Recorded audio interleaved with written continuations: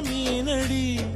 பிழையான வார்த்தை போல வாழ்ந்து வந்தேனே, உன்னை பார்த்த பின்னே என்னை திருத்திக் கொண்டேனே.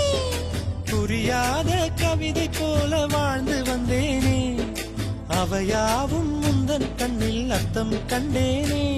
இந்த அருக புல்லின் மேல் மணித்துளியாய் நின்றாயே, இந்த பருவத் தோள்களில் பச்சை கிளியாய் வாழ்ந்தாயே.